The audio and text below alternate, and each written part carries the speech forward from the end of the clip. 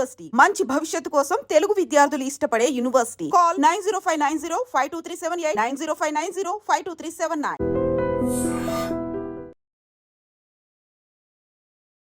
గజేంద్రుడు సినిమా ఒక రాజేంద్ర ప్రసాద్ని పెట్టారు, గజేంద్రుడు అని ఒక ఏనుగుని పెట్టారు.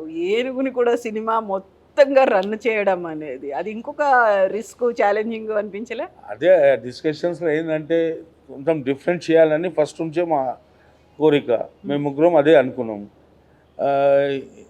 యానిమల్స్ పిక్చర్ దేవర్ ఫిల్మ్స్ అని ఒకటి ఉండే, అన్ని టోటల్ యానిమల్ మీద తీస్తుండే పిక్చర్. అది తీసుకున్నాం కొంచెం. సో ఇట్లా దీనిలో ఏనుగు ఉంటే ఎట్లా ఉంటుంది, ఆ టైంలో ఏనుగు కూడా మాకు అక్కడ దొరికింది. సో దీంతో తీస్తే ఎట్లా ఉంటుంది అది కూడా ఒకటి చేసేసాం. ఆ స్టోరీ స్క్రిప్ట్ అట్లా చేసాం. సో పర్మిషన్లు అవన్నీ తీసుకోవాల్సి ఉంటుంది. గజేంద్రుడు అంతా చేసాం. మరి ఆ ఏనుగు కూడా రియలీ చాలా ట్రైన్డ్.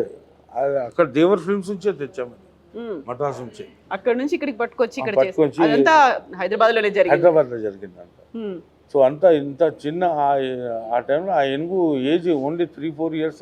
ఓకే, చిన్న ఇది ఉండేది. కానీ ఏం చేస్తే అది చేస్తుండే.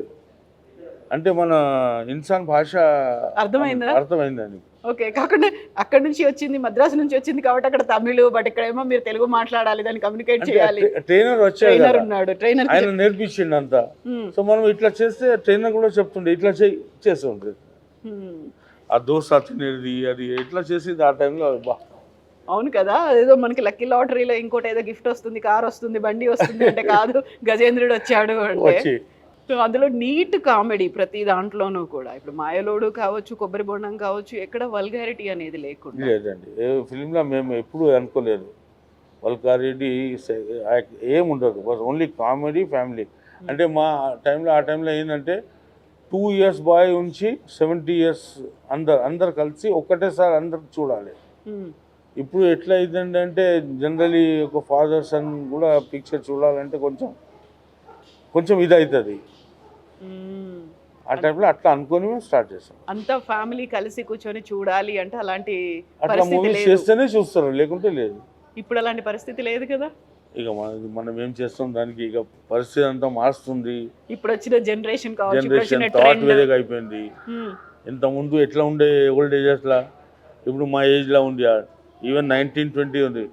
మ్యారేజ్ కోసం వెళ్తే కూడా ఫాదర్ చెప్తేనే చేసుకోవాలి, నువ్వు అని చెప్పడానికి లేదు అక్కడ. ఇప్పుడు అట్లా కాదు కదా. ఆయనకు ఫస్ట్ అడగాలి, నువ్వు మ్యారేజ్ చేస్తావా లేదా అడుగు. అడిగిన తర్వాత ఓకే అంటేనే మనం యాక్సెప్ట్ చేయాలి. మా టైంలో అది లేదు. ఓల్డ్ ఏజ్లో ఫాదర్ చెప్పారు, మ్యారేజ్ ఫిక్స్ చేశాను, ఓకే. మీరు అట్లాగే చేసుకున్నారు? అట్లనే కదా. మీ పిల్లలకి అది ఇక అడిగేసేసాం. ఓకే, ఇప్పుడు కానీ పిల్లలు కూడా సపోర్ట్ ఇచ్చారు. అడిగే అంటే పోయి చూసుకోండి, మనం చూసుకొని మీకు నచ్చితే చెప్పండి, అప్పుడు ఓకే చెప్తాం. కామెడీ సినిమాలు మీరు అన్ని తీసిన తర్వాత ప్రతి సినిమాలోనూ కామెడీ లైన్ అనేది ఉండేది కదా. ఇప్పుడు చూస్తున్నటువంటి సినిమాల్లో కామెడీ అనేది మిస్ అవుతుందా, కామెడీ ఇంకొక రూపంలోకి వచ్చిందంటారా? ఇప్పుడు కొంచెం డబుల్ మీనింగ్స్ ఇవన్నీ వస్తున్నాయి కదా, కొంచెం పబ్లిక్ ఇక ఆ ఓల్డ్ కామెడీ వెళ్ళిందండి, లేదు. ఇప్పుడు ఓల్డ్ కామెడీ కొంచెం డిఫరెంట్ ఉండి ఇలా కూడా మనకు గుర్తు వస్తే అది మైండ్లో సెపరేట్ ఉంటుంది. ఇప్పుడు వచ్చింది ఒక్కసారి నవ్వుతాం, దాని తర్వాత మళ్ళీ మర్చిపోతాం. ఓల్డెన్ డేస్ కామెడీ ఇవన్నీ టోటల్ సెపరేట్ ఉండేది. దానికి ఒక మెసేజ్ ఉంటుండే, ఈ డైలాగ్కి ఒక మెసేజ్. ఇప్పుడు అన్నీ లేదు, ఒక మాట మీద మాట బస్, అంతే. అట్లా వెళ్ళిపోతుంది. అయితే అందులో డబుల్ మీనింగ్ ఉందా, లేకుంటే ఇది మంచి కామెడీ ఏనా, ఈ లాంగ్వేజ్ ఎలా ఉంది, మీకు ఎలా తెలుసు? మీ మదర్ టంగ్ తెలుగు కాదు కదా. అంటే కృష్ణారెడ్డి ఉన్నారు కదా నాతో, నమ్మకం అంతా నమ్మకం. ఆయన ఏం చేసిందే నేను చేసే. మరి ఇందులో డబుల్ మీనింగ్ ఉండదు, ఇందులో ఇంకొక రకమైన కృష్ణారెడ్డి కూడా ఇష్టం లేదు కదా. అది మనకు ఇట్లానే ఉండాలి, మేము ముగ్గురం కలిసి ఒకటే అదే ఆలోచించి స్టార్ట్ చేస్తాం కదా. ఆయన కూడా మనకు ఇవన్నీ వద్దు, ఓన్లీ ఫ్యామిలీస్, మంచి కామెడీతో, నీట్ కామెడీతో వెళ్తాం మనం.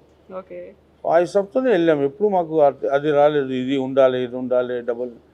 పబ్లిక్ ఏం చూస్తుంది అదే మనం చేయాలని లేదు. మనం ఏం చేస్తే వాళ్ళకి నచ్చితే వాళ్ళు కూడా చూస్తారు. అవును. సో ఇప్పుడు ముగ్గురు కలిసి ఒక సినిమాలు స్టార్ట్ చేయాలనుకున్నారు, అందులో కామెడీ జానర్ ఉండాలి, ఇలా ఈ డబుల్ మీనింగ్లు కానీ ఇలాంటివి ఉండొద్దు, ఫ్యామిలీ అంతా కలిసి కూర్చోవాలి. ఇన్ని అనుకొని మీరు వచ్చినప్పుడు తను డైరెక్ట్ చేస్తున్నారు, తను స్టోరీ ఇస్తున్నారు, అక్కడ స్క్రీన్ ప్లే చేస్తున్నారు, డైలాగ్స్ ఇవన్నీ, మ్యూజిక్ డైరెక్టర్ కూడా ఎస్వి కృష్ణారెడ్డి. అంతా ఆయన టాలెంట్ ఉందండి ఆ టైంలో. టాలెంట్ ఉంటే మనం ఎందుకు నువ్వే చేయరాదని నేను కూడా అదే అన్నాను, చేయండి నో ప్రాబ్లం. ఫస్ట్ నుంచి అదే అనుకున్నాం కదా, ఫస్ట్ నుంచే మేము కలిసి ఉన్నాము. సో దానిలో ఏమైనా ఉంటే కూడా ముగ్గురం కలిసే చేయాలి, బస్ ఒకటే, అదే ఆలోచించి చేసాము.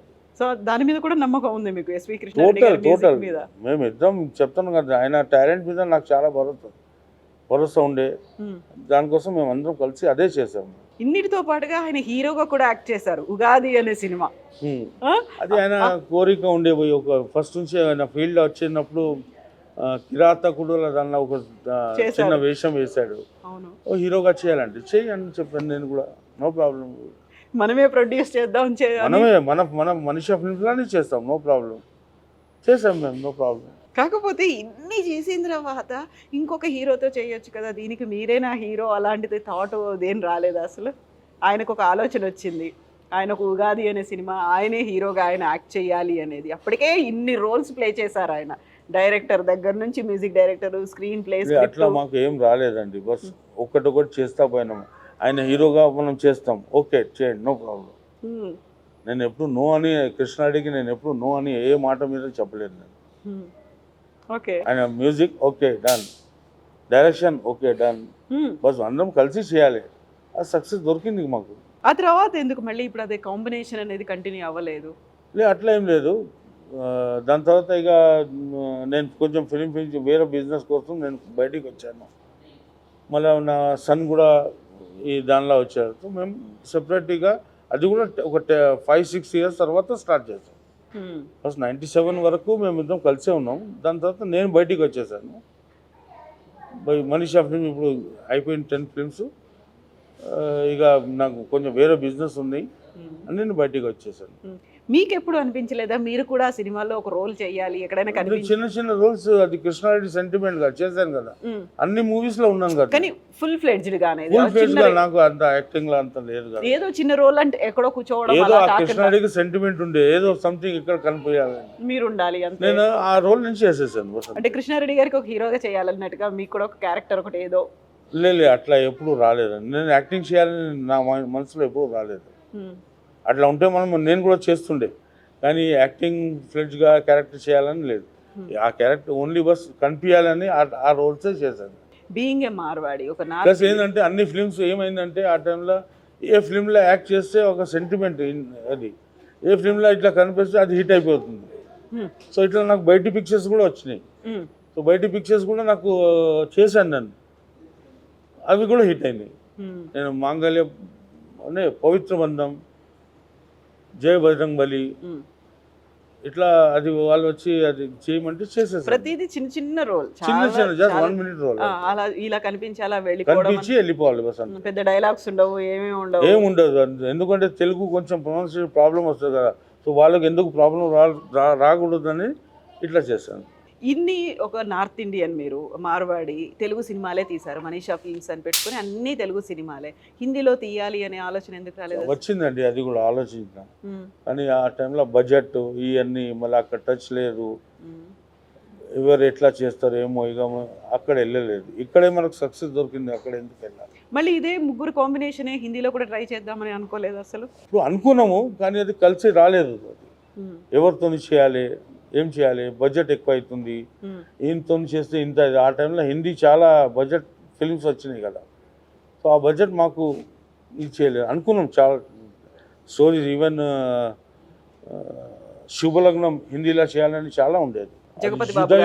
జగపతి బాబు హిందీలో చేయాలని, ఆ స్టోరీ హిందీకి మంచిగా ఉంటుందని మేము ఆలోచించాము. అది కానీ చలో ఇప్పుడు హిందీకి ఆ ఫీల్డ్లో ఎక్కడ వెళ్తామని ఆ రైట్స్ అమ్మేసాము. సో అది హిందీలో చేశారు, అనిల్ కపూర్ చేశాడు జుదాయి.